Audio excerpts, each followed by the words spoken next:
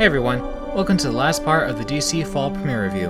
And since we're in the new year, what better time for me and my guest Ted to talk about DC's Legends of Tomorrow. So Ted, what'd you take on the Legends premiere episode? It was a lot of fun. And again, it had Oliver Queen in a major role. And like I said earlier, I think even if Arrow ends, we'll see Oliver doing more appearances like he did in that pilot episode as a major character in other shows. I like how Legends is one of the more lighthearted of the DC shows. More than Supergirl sometimes. It's a really out there concept. A team of time travelers stopping evil throughout the universe, you know? So they gotta keep it light or else it gets too heavy. I think it's too fast. It's a silly concept and, you know, they gotta keep it fun. It's very original for DC having a team of both hero and villain working together willingly. Besides, Guardians of the Galaxy and Suicide Squad kind of brand themselves as a team of villains trying to do good, you know? But not so much like Legends. It's a little different. The only thing I wasn't crazy about was the usage of the time scatter. I mean, why send them to various time periods? Wouldn't it be better to have them all in one place? But it was a chance to give the new guy, Nate Haywood, a chance to use his knowledge of history to find out where everyone went. Speaking of, I thought it was really weird they started with like a Three Musketeers thing. But that's their over-the-top set design silliness that they do. Those were some of my favorite parts, especially with Rory's narrations. He really had some good moments in this episode. I'd agree with that, but in general, Heatwave and Captain Cold had great chemistry last season, and I'm excited to see Captain Cold appear again. I feel confident that Flashpoint is going to be responsible for bringing him back, because in the original Flashpoint comic book, he was known as Citizen Cold, and he was the hero of Central City. But he was secretly a bad guy all along, right? Yeah, I mean, he's greedy. He wasn't just being a hero for free. If Flashpoint does bring back S.T.A.R, he probably won't have any memories of being a legend, I would assume. That is a good question. I guess we'll see that soon. Also, would Rory leave the team should S.T.A.R come back? Right, and I think S.T.A.R is going to be a part of the Legion of Doom that they've built up with the Reverse Flash, Damien Darhk, and I imagine Deathstroke might be a part of that too, but I could be wrong. But as far as S.T.A.R goes, I could see him being a part of the Legion of Doom and not having his memories. Having it be a Flashpoint effect. At least I hope so, for more drama between the team and him. You know, I was looking at the Legion roster for the show. I saw that Malcolm Merlyn will be a member as well. Yep, I think that's right. That would explain his absence on Arrow this season. He usually appears after a few episodes into the season. So I want to talk a bit about Dr. Nate Haywood, who was in this episode. He was the guy running around with Oliver Queen, who kind of like told him all about the Legends were in trouble. And I knew from the first moment that they name dropped Haywood, I was like, Commander Steel. We're going to see Commander Steel. Although he isn't going to be Commander Steel, it's going to be, I think it's his grandson. And so we'll see the Legends meet the JSA. Well, at the end of the premiere episode, it looks like we got to see Commander Steel with the rest of the JSA. Yes, he was there. It was funny seeing Einstein, though. And the fact they called Rory the smart one. Yeah. Quite a reversal to see Stein not thinking straight sometimes, which happens a bit frequently in this show. As smart as he is, he doesn't have the people skills. He's almost too smart for his own good. And that leads to the usual formula where they try to be covert, but along the way, it inevitably becomes a big brawl for everyone. It gets written up as a CIA report and tossed in with all the aliens. Yeah, that's one of the things that sets me off a bit, is that how goofy Ray can be, because I always thought of him as somewhat more serious. Yeah, in the comic books, he's a voice of reason and classic Justice Leaguer, like he's respected.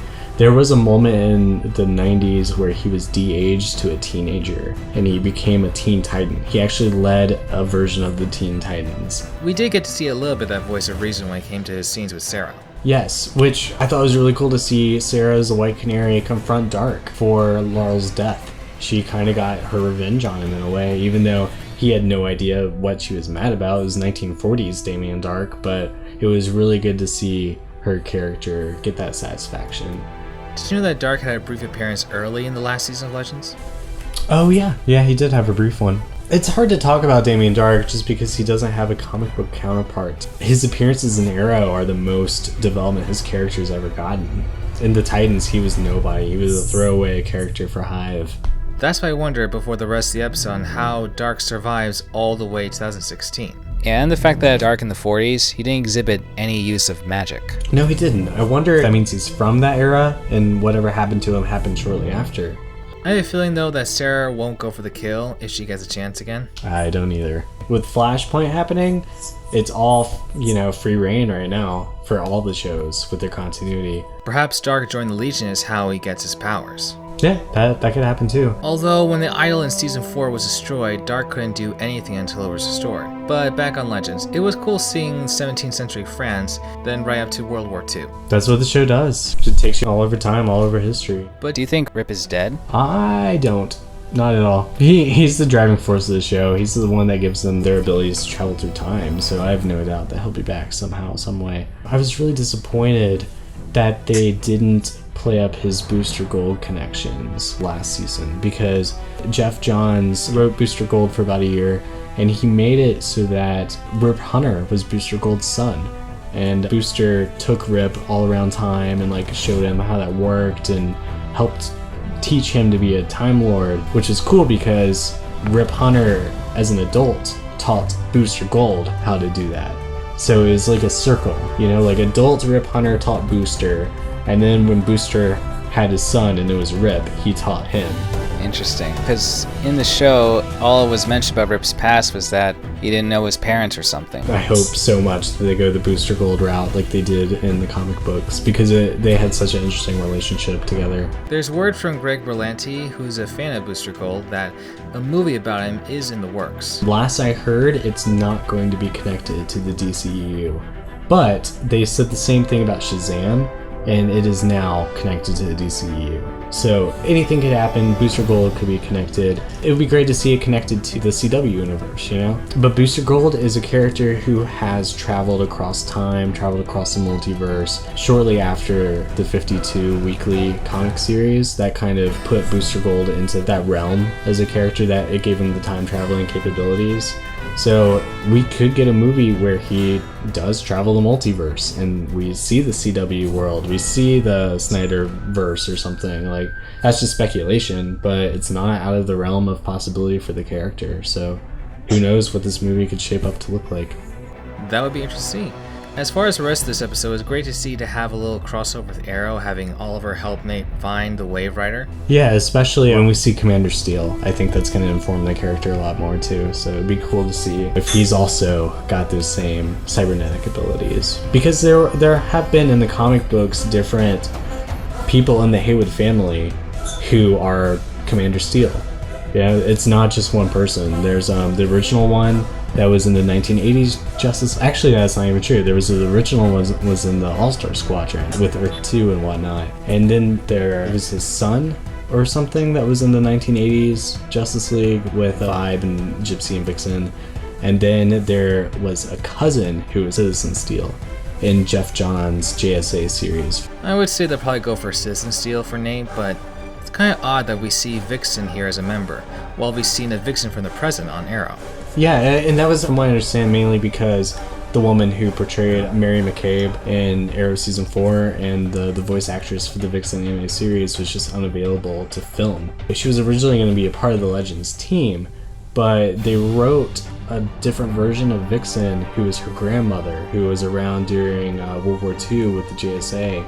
And so I feel like she's going to join the Legends team after that episode. Yeah, they're making some major big changes this season. I'm looking forward to it. I thought Legends last season got a little bit stale in a few moments, mainly in the aspects of Hawkgirl and the Addams relationship that bored me to tears after a while. It was back and forth, oh, I like you because I can change my destiny, but oh, I have to follow my destiny because I'm destined to be with Hawkman.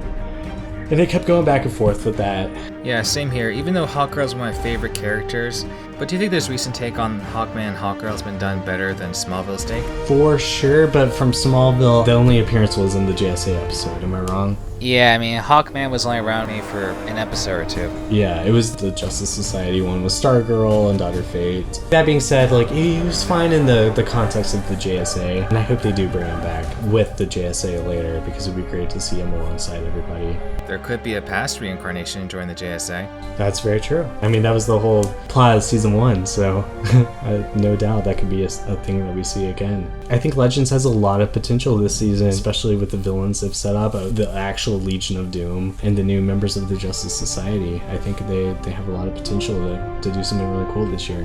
So, how would you rate all 4 of these season premieres? I don't know if I can rate them all number 1 out of 10, but I'll at least put them in the order that I've enjoyed them the most. I'd go Flash, Supergirl, Legends, Arrow. Flash is my favorite show. I think the cast is really strong. The special effects are just very well done for the Flash in general. And then Supergirl, I enjoyed next because of the new appearance of Superman and whatnot. Nice. For me, I enjoyed Flash and Supergirl the most, though the Arrow premiere might be a bit of a tie to Flash, then Legends. Yeah, so very close. We're close. Well, I say that wraps things up here. Thank you, Ted, for joining me on this review. Yeah, of course. Cesaro, thank you for having me on your channel. I appreciate it. It's been a lot of fun. And thank you to the people listening in. If you want to see the previous reviews, click on the links below. If you want to hear me review anything else, comment what you want to see down below. See you later.